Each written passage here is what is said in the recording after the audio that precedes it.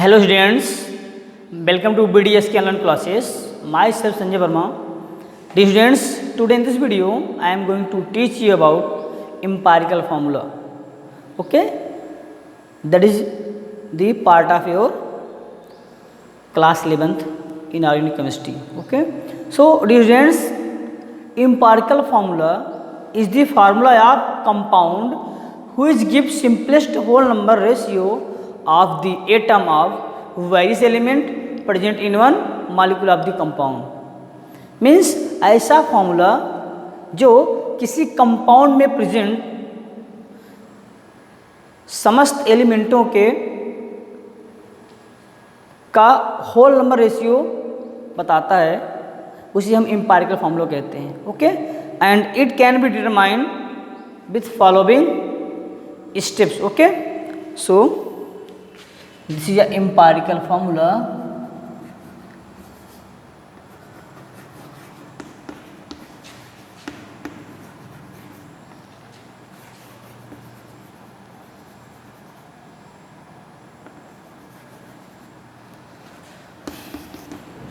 I already told you that it is a formula in which it gives the whole number ratio of the elements present in a compound. किसी compound में present एलिमेंटों का जो whole number ratio बताए, that is empirical formula. So I am going to teach you about how to determine the empirical formula. Okay, determination of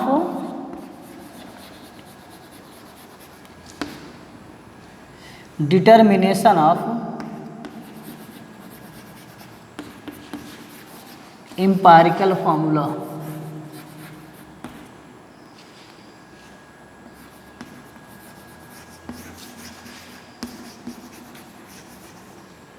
Okay, so for determining the empirical formula you follow some steps. Okay, बेटा empirical formula निकालने के लिए, ज्ञात करने के लिए हमें कुछ स्टेप का ध्यान देना होगा. That is step number first, right the percentage of element present in element. Either find out present from the given data. Means what, सर्वप्रथम पहले स्टेप में हम किसी कंपाउंड में प्रेजेंट समस्त एलिमेंटों का परसेंटेज लिखेंगे. यदि दिया गया है तो, यदि नहीं दिया गया है तो दिए गए डाटा से हम निकाल लेंगे. Okay, so in first step we write the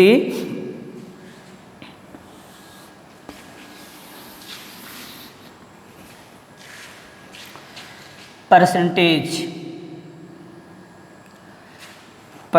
of atom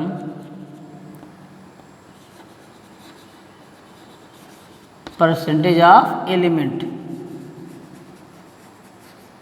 Okay, and second step we write the atomic mass of the elements. Okay, atomic mass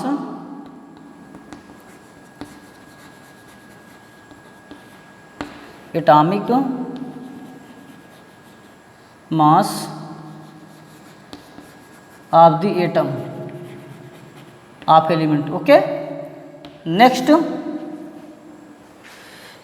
in third step we divide the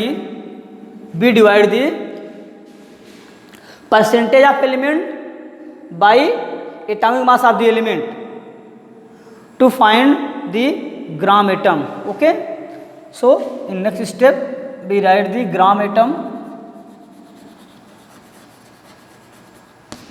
or mole or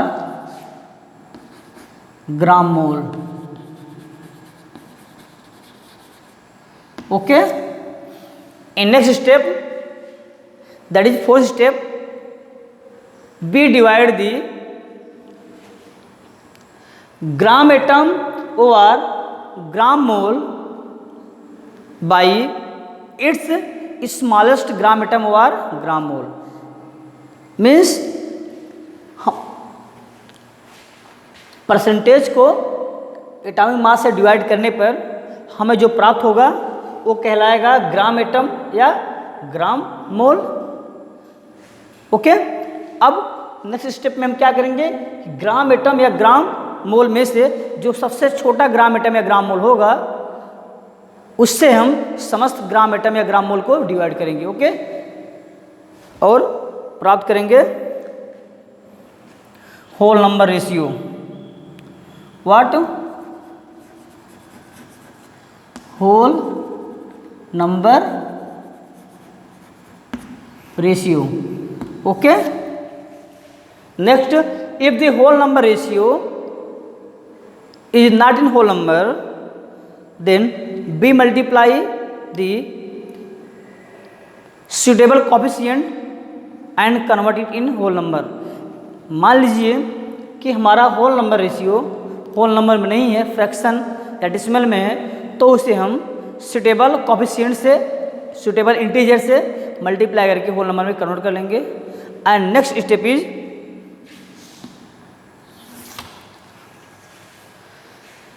we write the elements of the compound and multiply the suitable whole number।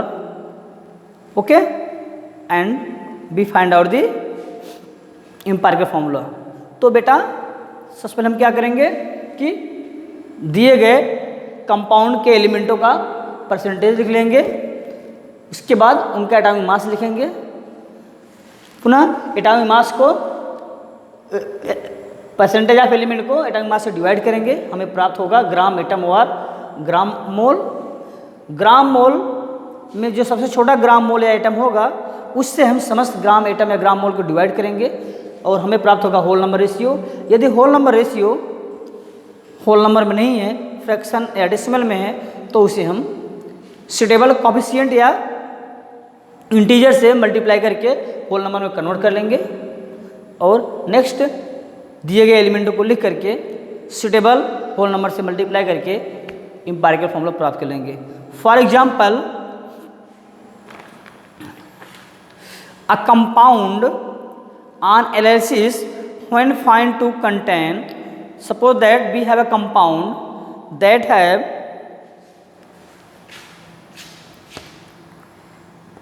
Carbon element, hydrogen element, carbon element, hydrogen element, nitrogen element and oxygen element. मान लीजिए कि अपने पास एक compound है जिसमें 4 element हैं, that is carbon, hydrogen, nitrogen and oxygen. Okay, and the percentage of carbon is 48%, what 48%,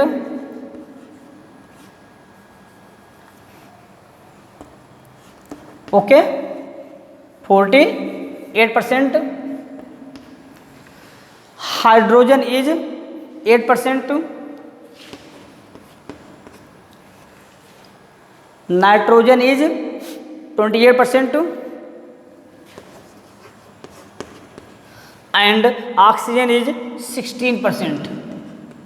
okay, suppose that we have a compound that have 4 elements, carbon, hydrogen, nitrogen and oxygen, in which carbon contains 48%, hydrogen 8%, nitrogen 28% and oxygen 16%. okay, now according to rule we write the its atomic number. So the atomic number of carbon is 12, hydrogen is 1, nitrogen is 14 and oxygen is 16.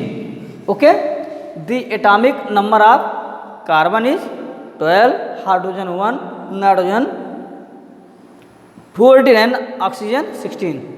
In next step we divide these percentage by the atomic number. So write the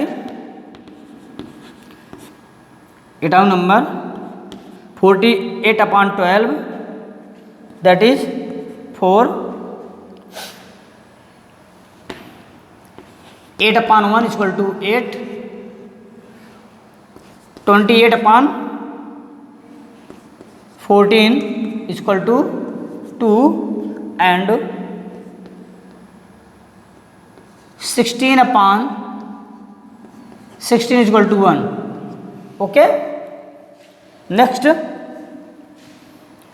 we divide these gram atom or gram mole to smallest gram atom or mole. So we write 4/1 is equal to 4.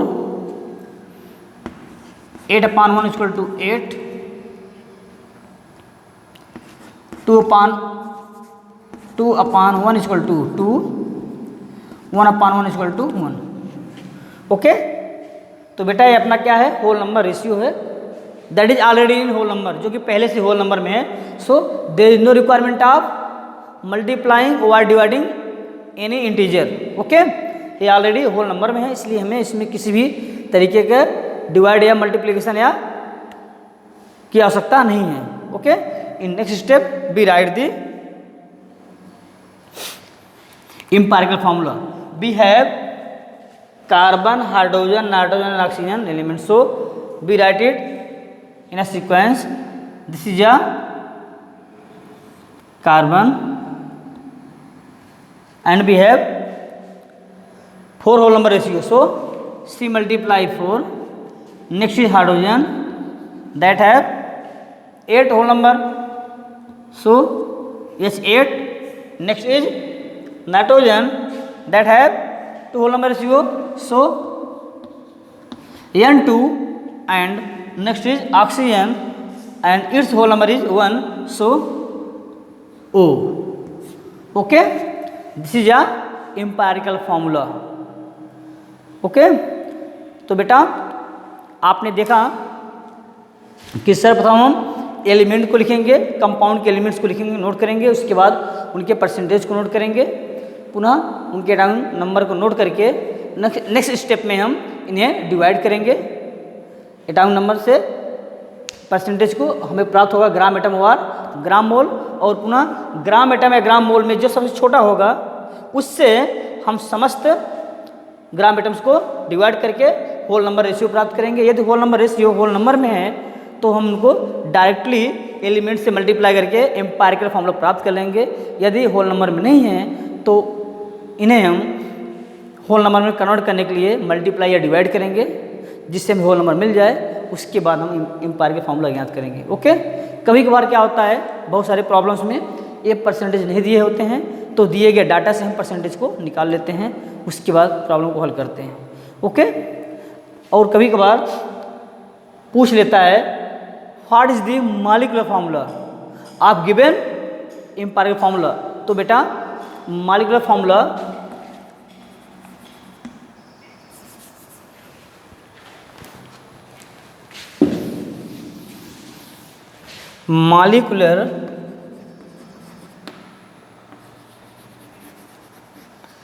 Molecular formula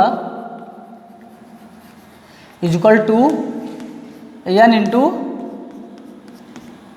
empirical formula. Okay. This is the formula to obtain molecular formula. अगर आपको molecular formula निकालना है तो molecular formula equal to होता है n into empirical formula, यानी यह factor. Okay. Coefficient multiplying factor होता है. सपोज दैट वी हैव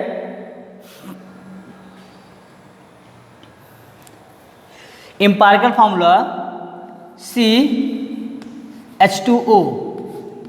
मान लीजिए क्या है, एम्पायरिकल फार्मूला है, and multiplying factor is n equal to 6 है. तो हम आराम से क्या निकाल सकते हैं मॉलिक्यूलर फार्मूला. तो क्या होगा बेटा मॉलिक्यूलर फार्मूला, हमारा मॉलिक्यूलर फार्मूला होगा C6H12O6. ओके.